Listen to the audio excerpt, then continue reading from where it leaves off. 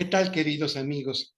En esta ocasión, la psicoterapeuta Mili Sánchez Salama no va a acompañarnos en este episodio de Psicosofía 10. Sin embargo, vamos a abordar un tema que a los dos, a ella y a un servidor, siempre nos ha interesado. Las formas de vivir, los tipos de existencia y podríamos decir también los grados de conciencia. Hay, por supuesto, muchos abordajes, muchas perspectivas, muchas formas de aproximación a este tema tan importante. Tipos de existencia, calidades de vida, grados de conciencia, pues hay muchos, pero muchos tratados, e insisto, perspectivas, atisbos, vislumbres.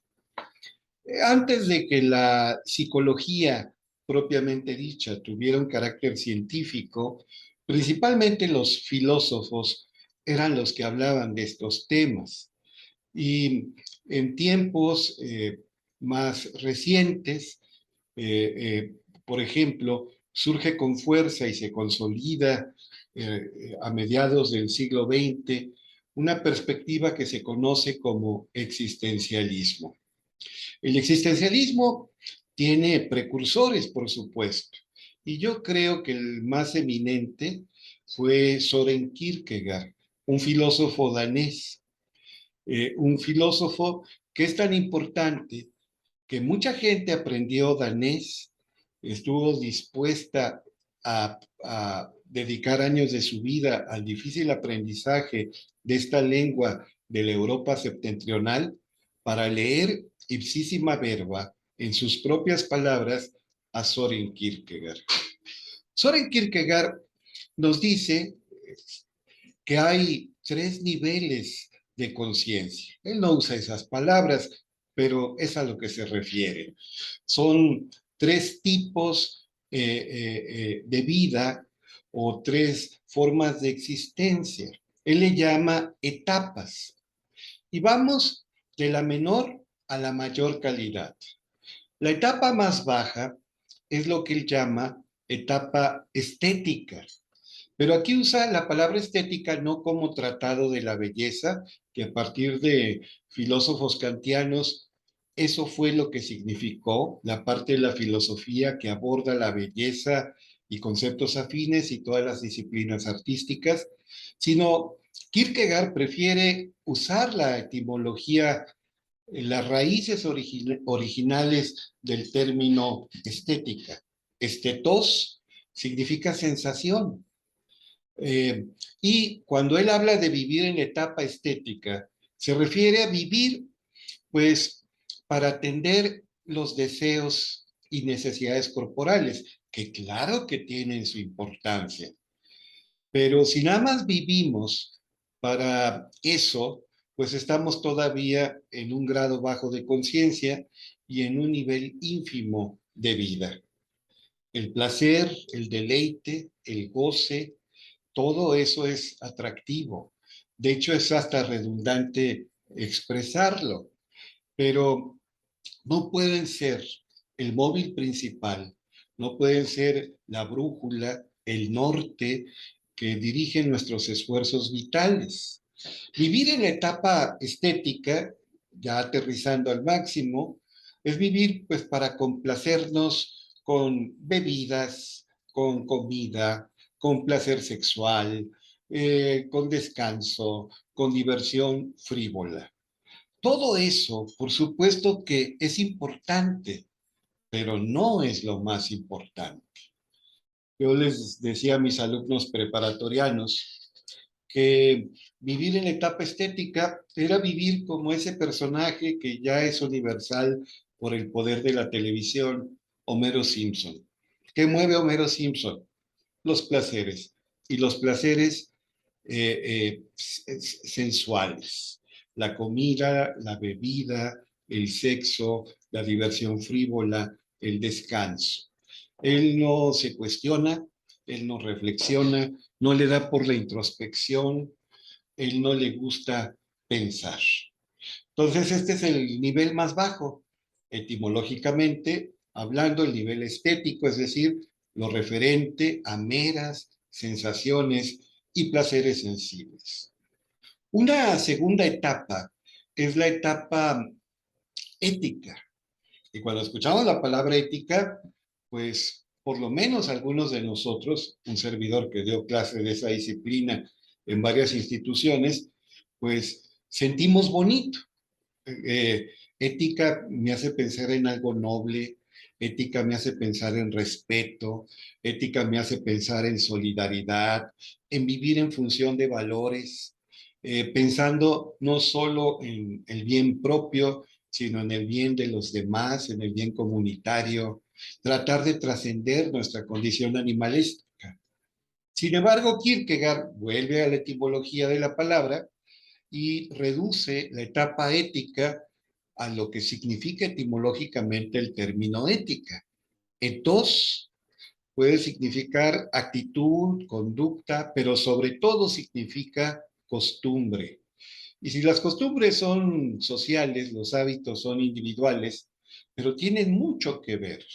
Costumbres, usos, hábitos.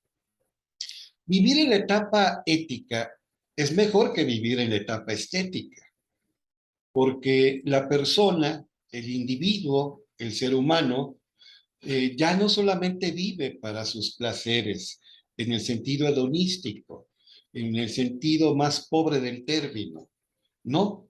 La persona empieza a asumir conductas más responsables, comportamientos más generosos, respeta la ley y procura no meterse en conflictos. Pero con todo y que esto es valioso, no puede ser lo más valioso, porque resulta que hay gente que, digamos, se porta bien, pero para evitar problemas. Se porta bien queriéndose portar mal. Se porta bien porque hay vigilancia, hay sanción, hay posible castigo. Se porta bien para quedar bien. Se porta bien por miedo. Por ejemplo, si es una persona religiosa y le han convencido que si no se porta bien, cuando muera irá a los infiernos, pues se porta bien por conveniencia en el sentido más pobre del término. Respeta la ley, pues para evitar multas, embargos, cárcel, incluso la reprobación social. Pero quisiera hacer otra cosa. Si no hubiera sanciones, si no hubiera vigilancia, si otros seres no cayeran en la cuenta del mal que hace, pues se solazaría haciendo el mal, perjudicando, dañando, transgrediendo. Entonces, en este sentido de Kierkegaard, la etapa es ética, significa portarse bien, pero queriendo portarse mal. Así de simple, así de sencillo. Es un progreso respecto a la anterior etapa, que es la estética, donde nada más se busca atender los placeres sensibles. Pero de todos modos, no puede, no debe ser la etapa más alta. ¿Cuál es la etapa más alta? Y por ende, la existencia auténtica y por ende, el nivel más elevado de conciencia, por lo menos en la perspectiva del gran filósofo danés Søren Kierkegaard. Pues la etapa más alta y noble es la etapa religiosa. Pero cuando Kierkegaard habla de religión, no se refiere a un credo convencional, no se refiere al catolicismo o a una religión protestante, tampoco al islam o al budismo, a un conjunto de creencias y de prácticas ritualísticas, un grupo de dogmas y preceptos, mandamientos, no. Kierkegaard toma de nuevo la etimología. Es un pensador enamorado de la etimología y Søren Kierkegaard dice que la etapa religiosa es la que nos vuelve a conectar, la que nos reúne con nuestra fuente, con la fuente que nos da vida, significado, sentido. Esa es la etapa religiosa. Vea la etimología. Religare es volver a ligar. He dicho varias veces que la separación implica enfermedad y finalmente muerte. Si usted separa la rama más frondosa y sana, bella, florida, con frutos de un árbol, al poco tiempo se marchita y finalmente muere por completo. Si al mismo árbol, por ejemplo, con grúas, lo desprendiéramos de la tierra, a pesar de tener el tronco más grueso y centenares o hasta millares de ramas y millones de hojas, ese árbol moriría al poco tiempo, porque es el contacto lo que nos mantiene vivos. Entonces, religión es volvernos a ligar. Por eso yo estoy plenamente de acuerdo con este autor francés, Antoine de Saint-Exupéry.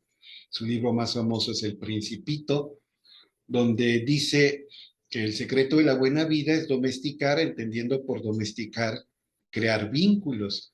Y crear vínculos es brindar atención, dar cuidado, acompañar, poner tu ser en la relación, en lo que vives, en lo que haces.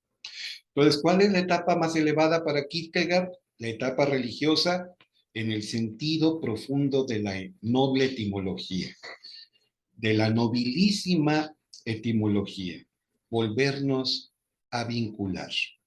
Y si en la etapa anterior, que es la etapa ética, la persona se portaba bien simplemente para evitarse problemas y con la esperanza de recompensas, en la etapa religiosa, la persona se porta bien por amor al bien. Haya vigilancia o no la haya sanciones o no las haya, y premios y castigos y miradas ajenas, la persona se porta bien por amor al bien, porque le nace por convicción, por vocación, porque su ser le mueve a hacerlo. Quien vive sus días en la etapa religiosa, en este sentido de Soren Kierkegaard, vive bien. No evita problemas, no está a salvo de conflictos, seguramente enfrentará altas y bajas en su existencia y un montón de adversidades y sinsabores, pero a final de cuentas tiene una conciencia superior y una calidad de vida noble y extraordinariamente mejor. Eso es lo que le da sentido a la vida. Día tras día, vivir en este elevado nivel de conciencia, en esta existencia auténtica de la que nos habla Soren Kierkegaard. Y la psicología moderna, que abreva de la filosofía clásica, la filosofía perenne, la filosofía atemporal, está de acuerdo con estos acertos de Soren Kierkegaard. Un Aaron Beck, un Martin Seligman, perdón, Abraham Maslow, tantos pensadores nobles están de acuerdo con esto que enuncia en las tres etapas el gran filósofo danés Soren Kierkegaard. Vale la pena revisar las ideas de este extraordinario pensador. Bueno, Emilia Sánchez Alama y un servidor, los esperamos en el siguiente capítulo de Psicosofía. Hasta pronto.